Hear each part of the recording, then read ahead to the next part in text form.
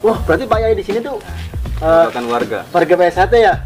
menurut saya tanggapan seperti itu salah. Nggak ada, PSHT itu nggak ada mengajarkan ilmu-ilmu hitam seperti itu, nggak ada. Jadi bahasa simbol seperti ini misalnya Mori ini bukan kok kita ngambil dari kuburan, bukan, tapi ini bersinar. Jadi filosofinya bahwa kita itu selaku warga PSHT dididik untuk menjadi pribadi-pribadi yang baik, yang berbudi luhur, berakhlak mulia, yang bisa menyinari, artinya menyinari sekelilingnya, artinya bisa bermanfaat bagi yang lain. Dan ini tidak bertentangan dengan apa yang diajarkan di pondok, jadi saling menguatkan. Artinya kita itu bisa Maaf ya, aduh ini ada mobil lewat lagi. Lagi masih ada bersinar itu mas. Jadi ini Salam pencak silat, kembali lagi di channel Zona Silat. Nah, kali ini Zona Silat mau JJS, jalan-jalan sore. Bagaimana kabar kalian para pecinta pencak silat? Semoga sehat selalu dan lancar rezekinya. Nah, kali ini saya mau jalan-jalan sore, menikmati pemandangan di sekitar rumah saya. Teman-teman, coba lihat. Ada pondok pesantren dan ada logo perguruan pencak silat terbesar di dunia, itu PSHT. Apakah di sini basisnya PSHT para santri-santrinya? Penasaran kan? Ayo, ikutin saya terus. Sebelum lanjut menonton, mari kita bareng-bareng bangun channel ini agar pencak silat tetap jaya. Dengan klik subscribe dan bunyikan loncengnya agar tidak ketinggalan informasi pencak silat. Dan share video ini agar teman-teman kalian tahu apa yang kalian tahu. Oke, lanjut.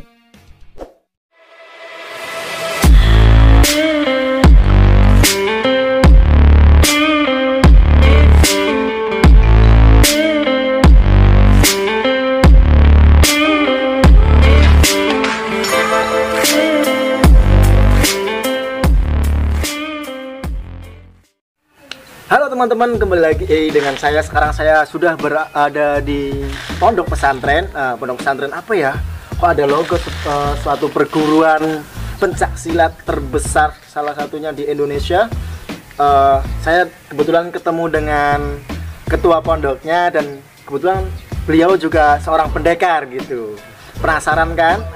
Kenapa sih di depannya itu ada logo perguruan PSHT? Wah, tentu aja penasaran kan? Langsung saja ya kita tanyakan ke mas sebelah saya. Monggo mas, perkenalkan namanya siapa, asal dari mana mas? baik.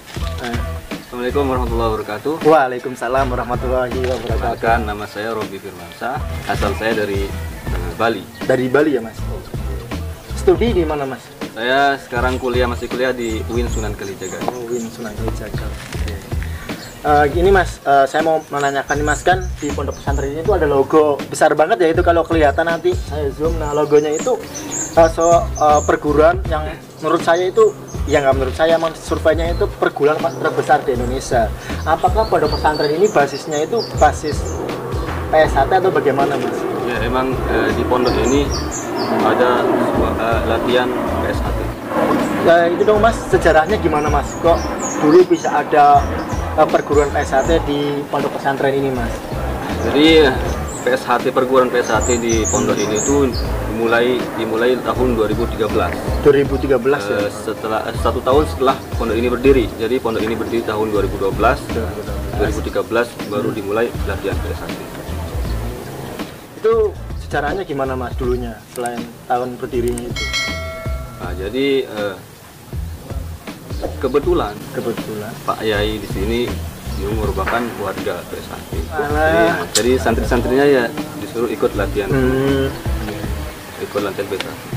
Terus pelatih pertama yang di sini tuh Pak Yai sendiri atau dari mana mas?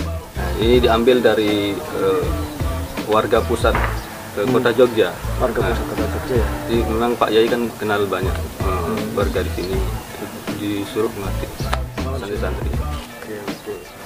Mas, sedikit dong mas, buka filosofi dari logo PSHT Dawa mas gitu.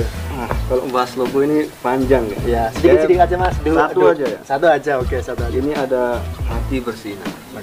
Jadi filosofinya bahwa kita selaku warga PSHT itu dididik untuk menjadi pribadi-pribadi yang baik. Jadi punya berbudi luhur, berakhlak mulia, yang bisa menyinari sekelilingnya. Artinya kita itu bisa Sebentar mas. Maaf ya. Aduh, ini ada motor mobil lewat lagi. Lagi mas, ada sinar itu mas. Jadi ini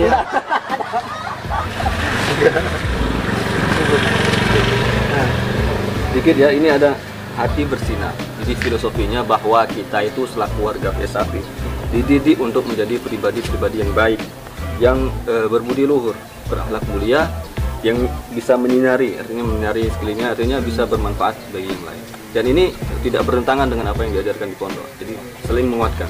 Saling menguatkan ya mas. Oke. Sedikit dong mas, visi dan misi santri dawam, pendekar santri dawam di sini mas. Visi misinya itu apa mas? Nah, tadi satu sudah saya sebutkan bahwa mencetak generasi yang berakhlak mulia. Iya. Yang kedua, kita juga menjaga warisan budaya. Pencaksilat kan warisan budaya Indonesia. Yang ketiga, kita juga menanamkan kepemimpinan, jiwa kepemimpinan kepada santri-santri. Yang keempat, kita juga membekali santri itu agar bisa membela dirinya ketika keadaan terdesak seperti itu. Iya, jadi kita sebagai seorang santri selain tahu ilmu agama, jika kita diwajibkan juga tahu bagaimana caranya membela diri dan membela ulama seperti itu ya mas ya. Oke, selanjutnya mas, kalau boleh tahu Ponpes Dawam ini kan organisasinya apa mas? Nahdlatul Ulama. Nah, NU. NU ya, Nahdlatul Ulama. Kenapa malah memilih perguruan yang notabene bukan di bawah naungan Nahdlatul Ulama? Itu bagaimana mas? Ya, tadi sudah saya jelaskan tadi di depan bahwa Pak Yainya sendiri itu merupakan warga SH, Persaudaraan Strategi. Jadi ya kami santri-santrinya ya manut Kiai, jadinya di sini diadakan latihan PSAT. Dan hal itu tidak bertentangan ya, enggak ya, itu berarti emang tidak bertentangan, terserah masyarakat organisasi Nahdlatul Ulamanya seperti itu ya teman-teman. Kalau boleh tahu nih mas, kalau masuk di perguruan PSAT Dawam ini nanti kegiatannya apa aja mas? Kegiatannya ya biasanya ada kegiatan mingguan, biasanya latihan, kan setiap minggu 3 kali latihan. Atas kegiatan bulanannya misalnya latihan bersama, kita bersama kepada ranting-ranting yang ada di Jogja, latihan bersamanya. Ada setelah itu ada kegiatan tahunannya, ada pengambilan sabuk, kenaikan sabuk, dan juga ada pengesahan warga baru juga. Bagaimana untuk syarat-syarat bisa mengikuti latihan di PSAT Dawam itu apa mas?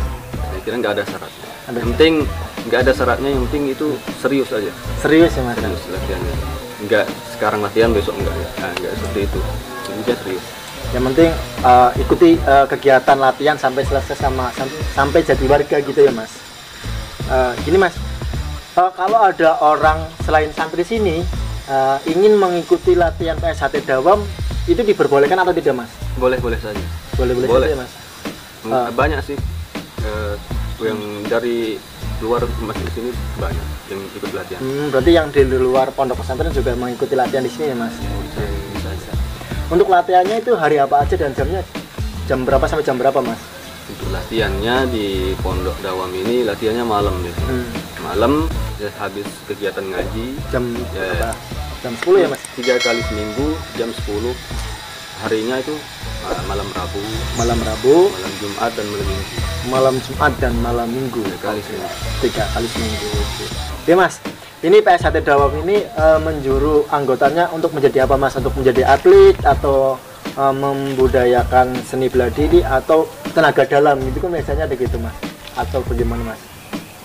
Untuk sekarang kita itu belum ke tahap atlet. Iya. Kita masih mengembangkan PSAT di Dawam ini, masih mengembangkan seninya lah. Jadi belum pasti, tapi insya Allah kedepannya kita akan mengembangkan ke atletan. Soalnya terkadang berbenturan dengan ngaji sih mas ya, seperti itu. Selanjutnya mas, ini kan lagi masa pandemi ya mas, apakah masih tetap ada latihan mas? Latihan tetap jalan. Cuma kita mengurangi kontak dengan latihan bersama, kan misalnya ada latihan biasanya bersama. Itu dikurangi latihan bersamanya ya mas. Paling ada perwakilan 1 orang gitu untuk latihan bersama dan menyebarkan informasi yang ketika latihan ya mas. Latihan di pondok tetap diadakan. Seperti itu. Oh iya mas, sedikit dong mas tanggapan kan ada banyak nih orang yang bicara tentang bahwa PSHT itu katanya perguruan ilmu hitam karena menggunakan mori, dan mereka tuh mendengar rumor-rumor bahwa morinya itu diambil dari kuburan, dan ternyata kayak ingkung dan sebagainya itu dianggap hal-hal yang bersangkut pautan dengan ilmu hitam. Bagaimana dengan mengenai tanggapan itu, Mas, untuk rumor-rumor seperti itu? Menurut saya tanggapan seperti itu salah. Nggak ada, PSHT itu nggak ada mengajarkan ilmu hitam seperti itu, nggak ada. Jadi bahasa simbol seperti ini misalnya mori ini bukan kok kita ngambil dari kuburan, bukan, tapi bukan, ini sebagai pengingat kita bahwa setiap makhluk itu pasti akan mati. Makanya kita sudah siap ada mori ini di dekat kita, itu. Jadi nggak ada praktek-praktek ilmu hitam dalam PSHT. Nggak ada ya, Mas. Tidak ada kesesatan lah ya, Mas. Di latihan nggak ada kesesatannya. Ya, teman-teman itu udah terbukti ya bahwa seorang ustadz di pondok pesantren sini ya juga mengatakan bahwa apalagi kiainya juga mengikuti latihan PSHT. Itu sudah terbukti bahwa PSHT itu bukan ilmu hitam dan sebagainya. Dan mori ini adalah sebagai tanda pengingat bahwa manusia itu tidak boleh sombong, tidak boleh angkuh, karena sejatinya kita itu akan meninggal menggunakan mori, seperti itu ya, Mas ya. Seperti itu, teman-teman. Oke, boleh dong, Mas, pesan dan kesan untuk para pecinta pencak silat yang ingin membudayakan pencak silat agar pencak silat lestari di Indonesia. Pesan-kesannya, Mas. Oke, kepada seluruh anak bangsa, kita harus tahu bahwa pencak silat merupakan suatu warisan budaya bangsa Indonesia. Maka dari itu, pesan saya pada seluruh pencinta pencak silat, tetap semangat, tetap berjuang berkreasi untuk mengembangkan dunia persilatan Indonesia. Terima kasih. Nah, itu teman-teman pencak silat, jangan lupa klik like dan subscribe, dan jangan lupa kritik dan sarannya. Terima kasih, sampai jumpa, salam pencak silat. Wah.